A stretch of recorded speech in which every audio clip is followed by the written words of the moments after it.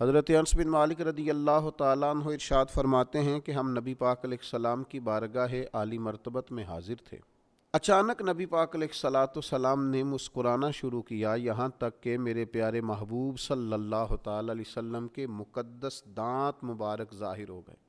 اور صحابہ فرماتے ہیں جب حضور مسکراتے تو دانتوں سے ایسا نور نکلتا تھا کہ مسجد نبوی شریف کی دیواریں بھی روشن ہو جاتی تھیں۔ حضور مسکرائے تو سیدنا عمر رضی اللہ تعالیٰ عنہ نے عرض کیا کہ یا رسول اللہ صلی اللہ تعالیٰ علیہ وسلم، میرے ماں باپ آپ پر قربان ہو، کس بات پر آپ ہنسے؟ تو نبی پاک صلی اللہ تعالیٰ علیہ وسلم نے فرمایا، میرے دو امتی قیامت کے دن اللہ کی بارگاہ میں کھڑے ہوں گے، اور ان میں سے ایک عرض کرے گا، یا اللہ، اس میرے بھائی نے مجھ پر ظلم کیا تھا، میرے اوپر اس نے جبر کیا تھا، تو مجھے اپنا حق اس سے لے کر دیا جائے۔ تو حضور علیہ السلام فرماتے ہیں اللہ تعالیٰ اس شخص سے فرمائے گا کہ اپنے بھائی کو اس کا حق دو۔ عرض کرے گا، مالک میرے پاس تو اب کوئی نیکی بچی نہیں، کہاں سے حق دوں؟ تو اب وہ جو مدعی ہے، جو دعویٰ کر رہا ہے کہ میرا حق اس سے لے کے دیا جائے، وہ عرض کرے گا، مالک پھر میرے گناہ ہی اس پر ڈال دیے جائیں۔ حضور مسکرا رہے ہیں، جناب انس بن مالک فرماتے ہیں، لیکن اس بات پر آ کر حضور کی آنکھوں میں آنسو آ گئے۔ نبی کریم صلی اللہ تعالیٰ علیہ وسلم فرمانے لگے، وہ بڑا ہولناک دن ہوگا قیامت کا۔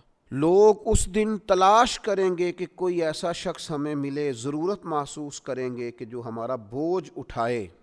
اب وہ شخص عرض کرتا ہے، مالک میرے پاس تو کوئی نیکی نہیں ہے، اور یہ کہہ رہا ہے میرے گناہ ہی اس پر ڈال دیے جائیں۔ تو نبی پاک علیہ السلام فرماتے ہیں اللہ تعالیٰ اس مدعی سے فرمائے گا، ذرا سر تو اٹھا، جنت کی طرف تو دیکھ۔ تو وہ جنت کی طرف سر اٹھا کر دیکھے گا اور دیکھ کر عرض کرے گا، مالک میں ایک چاندی کا شہر دیکھ رہا ہوں جس میں سونے کا محل بنا ہوا ہے، ہیرے جواہرات سے مرصع ہے وہ محل۔ اے مالک، کون اس کا مالک بنے گا؟ یہ کس کو ملے گا؟ تو اللہ تعالیٰ فرمائے گا، جو اس کی قیمت ادا کرے۔ تو وہ عرض کرے گا، مالک اس کی قیمت کون ادا کرے گا؟ تو اللہ تبارک و تعالیٰ فرمائیں گے، تو بھی اس کا مالک بن سکتا ہے۔ تو بڑے تجسس سے، بڑے شوق سے عرض کرے گا، مالک میں کیسے مالک بن سکتا ہوں؟ تو اللہ فرمائے گا، تو اپنے بھائی کو معاف کر دے، میں تجھے اس محل کا مالک بنا دیتا ہوں۔ کر دے معاف اپنے بھائی کو، درگزر کر اپنے بھائی سے، بھول جا اس کی خطاؤں کو، کچھ دیر کے لیے چھوڑ دے جو اس نے غلطیاں کی، تو معاف کر دے اسے، اور میں اس محل کا تجھے مالک بناتا ہوں۔ نبی پاک صلی اللہ تعالیٰ علیہ وسلم ارشاد فرماتے ہیں، وہ فوراً عرض کرے گا، مالک میں نے اپنے بھائی کو معاف کیا۔ تو اللہ تبارک و تعالیٰ ارشاد فرمائے گا، اس کا ہاتھ پکڑ اور پھر اسے جنت میں ساتھ لے جا۔ جا، گویا میں نے اسے بھی جنت دی۔ یہاں شارحین حدیث نے لکھا ہے کہ یہ جس کو کہا جا رہا ہے کہ اس کو پکڑ کے جنت میں لے جا، اگرچہ اس سے غلطیاں ہوئیں لیکن بعد میں اس نے توبہ سچی کی، اس نے اللہ کی بارگاہ میں گڑ گڑا کے معافیاں مانگی، اس نے کوشش کی حق ادا کرنے کی، لیکن اگر کچھ کمیاں رہ گئیں تو چونکہ سچا تھا، ادا کرنا چاہ رہا تھا، کچھ باتوں پہ پہنچ نہ سکا، تو آج اللہ تبارک و تعالی اس کی طرف سے لوگوں کو صلہ عطا کر رہا ہے۔ اللہ فرماتے ہیں، اس کا ہاتھ پکڑ اور جنت میں لے جا۔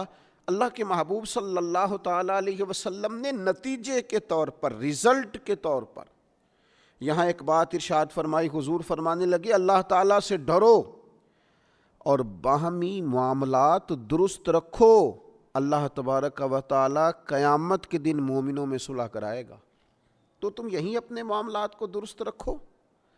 اب مجھے بتائیے، ایک تو یہ نتیجہ نکلا کہ مالک کریم کتنا ہے، مہربان کتنا ہے، توبہ کرنے والے پر عطا کتنی۔